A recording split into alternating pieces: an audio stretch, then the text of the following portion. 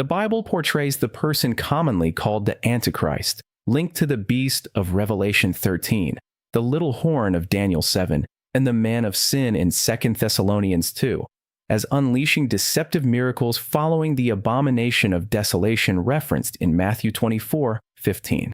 This pivotal event, drawn from Daniel 9, verse 27 and 11:31, marks the midpoint of Daniel's 70th week, a 7-year period when the Antichrist desecrates a rebuilt third temple in Jerusalem, breaking his covenant and demanding worship. Matthew 24:15 through 28 describes this as a signal for great distress, during which false signs intensify to deceive, if possible, even the elect. Revelation 13 describes this escalation more fully, but I must first point out that though the title to Revelation chapter 13 in many Bibles reads, "The Two Beasts," there are actually 3 beasts identified in the text. The first beast of Revelation 13, 1 through 2, equals fourth kingdom of Daniel 7, which rises from the sea with power and authority given by Satan himself. The Bible says that one of the heads will be mortally wounded, but his deadly wound will be healed, causing the whole world to marvel and follow the beast.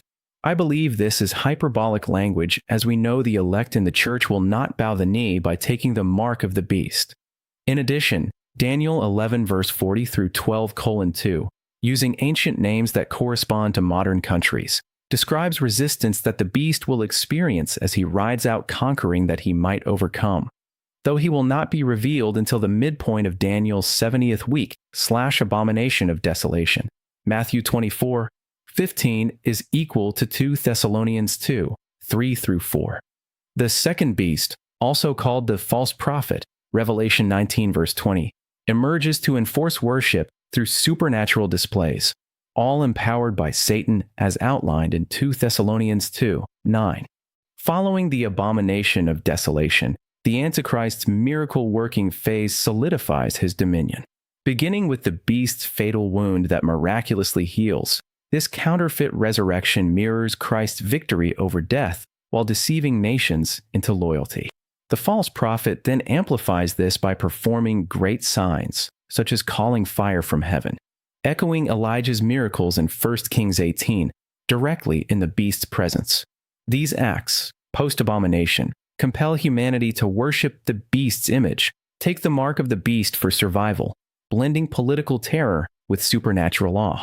Daniel's prophecies provide the OT foundation, particularly chapters 2, 7, and 11, framing the Antichrist as the final little horn arising from the fourth beast of Daniel 7, 7 through 8, 23 through 25.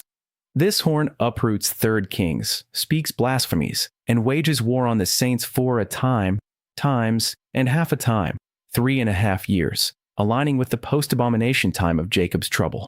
While Daniel emphasizes conquest and blasphemy over explicit miracles, Daniel 11, 36 through 39 and 8, 23 through 25 describe the king's supernatural power not by his own, but through crafty deceit and destruction, prefiguring the satanic empowerment in 2 Thessalonians 2, 9 through 10. Interpreters connect this to the beast's signs, as the little horn's reign culminates in divine judgment. Matthew 24:24 explicitly warns of these miracles during the end of the age great tribulation. False Christs and false prophets will arise and perform great signs and wonders, so as to lead astray, if possible, even the elect. Positioned after the warning of the abomination of desolation, verse 15, Jesus links these deceptions to the great tribulation, urging flight to the mountains. This corresponds with 2 Thessalonians 2, 9 through 11, where the lawless one's arrival features all power and false signs and wonders with satanic activity, deluding those who refuse truth. God permits a strong delusion, so unbelievers embrace the lie, tying into Daniel 2 statue, final kingdom of feet with 10 toes of iron and clay, crushed by Christ's return. Ultimately, these miracles, fire from heaven, healed wounds, animated images, serve to deceive, contrasting Christ's genuine works.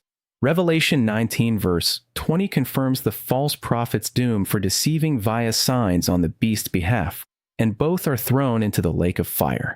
Daniel 2:44 through 45 and Revelation 19. 20 prophesy the beast's dominion ending abruptly at the Battle of Armageddon, shattering the Antichrist's reign of terror.